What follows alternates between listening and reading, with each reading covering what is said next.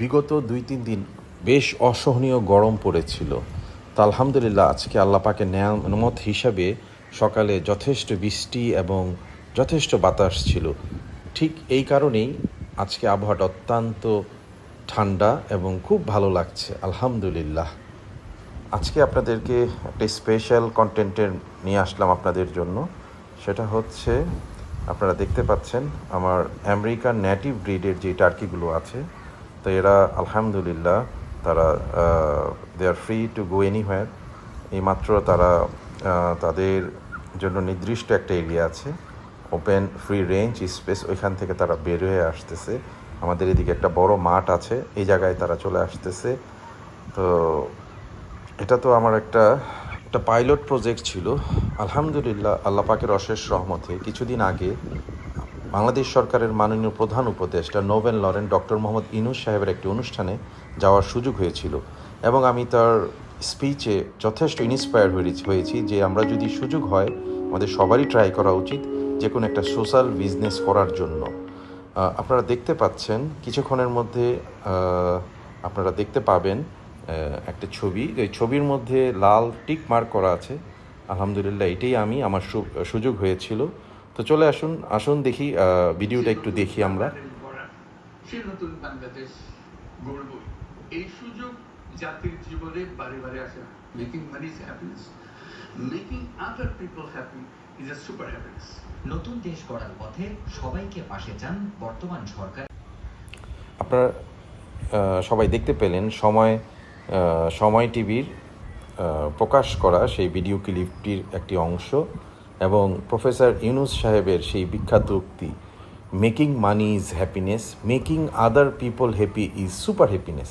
আসলেই কথাটা সত্য। মানুষের জন্য কিছু করা, মানুষকে আনন্দ দেওয়ার মাঝে যে আনন্দ, আলহামদুলিল্লাহ আমি তা অনুভব করতে পারি। আমি আমার সাধ্যমতো ট্রাই করি যে আমি আমার সামর্থ্য মোতাবেক পারলে মানুষের উপকার করার ট্রাই করি।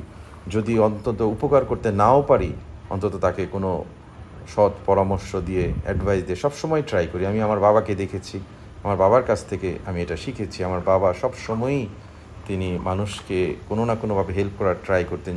যদি ফাইন্যান্সিয়ালি সুযোগ হতো করতেন, না পারলে মেন্টালি তাকে একটু মানসিকভাবে তাকে কথা বলে 2-4টা কীভাবে একটু শান্তি দেওয়া যায়, তাকে একটু সাপোর্ট করা যায় সে চেষ্টা করতেন। তা আমিও ট্রাই করি আলহামদুলিল্লাহ। তা যাই হোক, টার্কির কন্টেন্টে আমরা ছিলাম আলহামদুলিল্লাহ।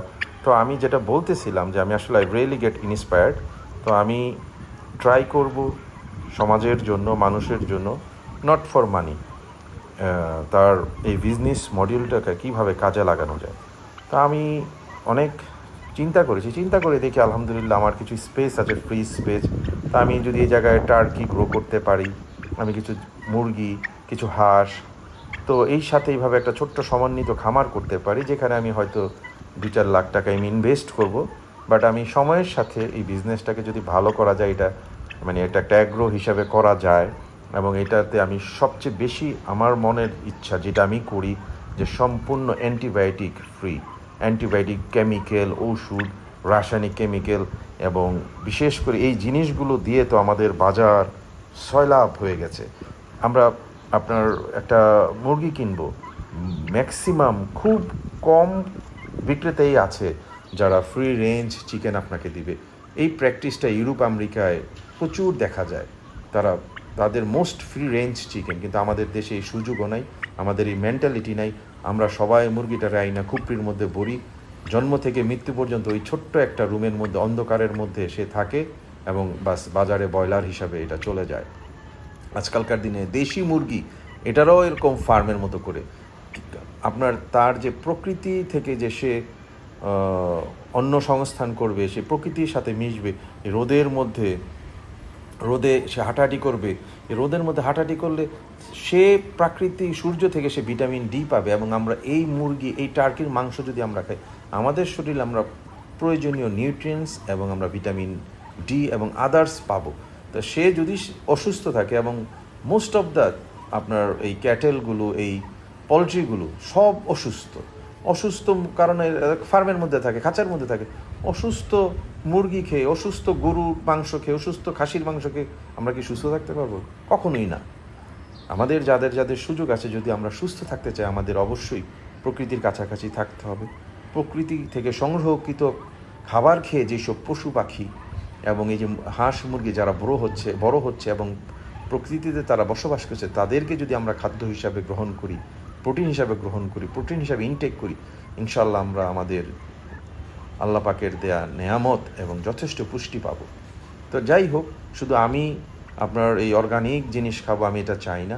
আমি চাই, যেহেতু আলহামদুলিল্লাহ আমার বাড়িতে কিছু জায়গা আছে, এই জায়গাগুলোতে আমি একটা সমন্বিত খামার, একটা অ্যাগ্রোর মতো করব এবং এই ফ্রি রেঞ্জ অ্যাগ্রোটা থেকে আমি যেই আমার প্রোডাক্ট আসবে, এই প্রোডাক্টগুলোকে আমি চেষ্টা করব সমাজের মাঝে, মানুষের মাঝে বিলিয়ে দেওয়ার জন্য, যাতে করে পাশাপাশি এটি আমার একটা mental satisfaction. Making people happy is a super happiness. আমি তার এই ফর্মুলাটা ফলো করবো ইনশাআল্লাহ। আমি চেষ্টা করব মানুষকে কিছু, নিজের পরিবার, নিজের আত্মীয় স্বজনের পাশাপাশি আমার পরিবেশ, আত্মীয় স্বজন, বন্ধুবান্ধব, আশেপাশে পাড়া প্রতিবেশী যারা আছে, হয়তো তাদের হাতেও আমি এটা পৌঁছে দিতে পারবো। বাট এটা সময় লাগবে, কিন্তু আমি ইনশাআল্লাহ I definitely try to establish this business. আসলে মানুষ চায় সব জায়গা থেকে প্রফিট, দরকার নেই। আমি এই জায়গা থেকে প্রফিট নিব না। আমার এই বিজনেস মডিউল হবে, সোশ্যাল বিজনেসের মূল মন্ত্রই হচ্ছে আপনি এখান থেকে প্রফিট নিতে পারবেন না, আপনি সমাজকে দিবেন, বাট আপনি যে ইনভেস্টটা করেছেন সময়ের সাথে আপনি ইনভেস্টটা নিয়ে নিতে পারবেন। আলহামদুলিল্লাহ আমরা অনেকেই এটা জানি।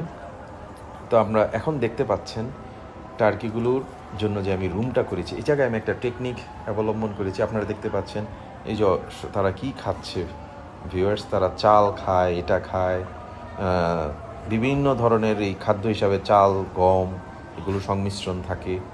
আমার এই জায়গায় পুরনো কিছু রুম ছিল, এই রুমের মধ্যে আমি একটা রুমকে তাদের জন্য রেডি করেছি, সবসময় খোলা বাতাস, আলো বাতাস যাতে আসা যাওয়া করতে পারে। আপনারা এখন এই রুমটা দেখবেন। তো এই রুমটার মধ্যে আমি কিন্তু কোনো লিটার দিই নাই। এটারও একটা কারণ আছে। লিটার যথেষ্ট আনহাইজেনিক একটা জিনিস। আমি প্রতিদিন আমি তার যা বাই প্রোডাক্টগুলো আছে, তার যে স্টুলগুলো আছে, বিষ্ঠাগুলো আছে, এগুলো একদম ঝাড়ু দিয়ে কেচে পরিষ্কার করে ফেলি ডেলি। একটা আপনার মসকিউটো লাইট দিয়ে দিয়েছি, তো সন্ধ্যার পর এটা ছেড়ে দিলে মশা কমে যায়। দেখুন এই চারো সাইড দিয়ে জ্বালানো আছে এবং এই রুমটা যথেষ্ট পরিষ্কার পরিচ্ছন্ন। প্রতিদিন সকালে টার্কিগুলোকে ছেড়ে এটা দিয়ে দেওয়া হয় এবং তার যে লিটারগুলো আছে, তার যে বিষ্ঠাগুলো আছে, এগুলো আমি এই জায়গাটার মধ্যে দেখুন সংরক্ষণ করে চারো সাইড দিয়ে একটা বাউন্ডারির মধ্যে দিয়ে রেখেছি এবং এটা this will B a great organic fertiliser. এই জিনিসটাই আমি সময়ের সাথে সাথে আমার গাছ এবং বিভিন্ন কিছুতে আমি এটা দিই। তো এই আজকের প্রেজেন্টেশনটা ছিল, কন্টেন্ট একটু বড় হয়ে গেল। যদি আপনাদের ভালো লাগে আপনারা অবশ্যই কন্টেন্টটা শেয়ার করে দিবেন এবং আমার চ্যানেলটা সাবস্ক্রাইব করে দিবেন। ভিডিওটা ভালো লাগলে লাইক দিবেন। দেখুন টার্কিগুলো কি সুন্দর ওই মাঠ থেকে চলে এসেছে তাদের নিজস্ব জায়গায়। এই জায়গায় তারা থাকতে অনেক কমফোর্টেবল ফিল করে। মাশাআল্লাহ, এই জায়গায় দেখলাম আমার পাহাড়ি চাপাকলা গাছে বেশ বড় আলহামদুলিল্লাহ একটা ছড়া চলে এসেছে। সময়ের সাথে সাথে এই গাছটার কিন্তু বেশ কিছু কন্টেন্ট দেয়া আছে গত বছরের পাকা কলা পাড়ার।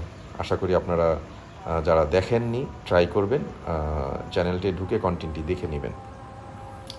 আজকে কন্টেন্টটি যথেষ্ট বড় হয়ে গেল, তো অনেক দিন পর একটা বড় কন্টেন্ট করলাম। আসলে অনেক কথা এবং অনেক কিছু দেখাতে গেলে বড় না হওয়ার আর কিছু করা যায় না।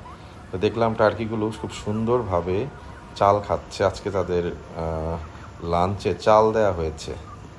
আলহামদুলিল্লাহ, আল্লাহ পাকের বিশেষ মেহরবানি। ভিউয়ার্স যারা অলরেডি চ্যানেলটা সাবস্ক্রাইব করেছেন তাদেরকে আন্তরিক ধন্যবাদ জানাচ্ছি এবং আবারও শেষ পর্যন্ত কন্টেন্টটা দেখার জন্য আপনাদেরকে ধন্যবাদ জানাচ্ছি, আপনাদের কাছে কৃতজ্ঞতা প্রকাশ করছি। Please share the channel with you love ones. Thank you, good bye, tata.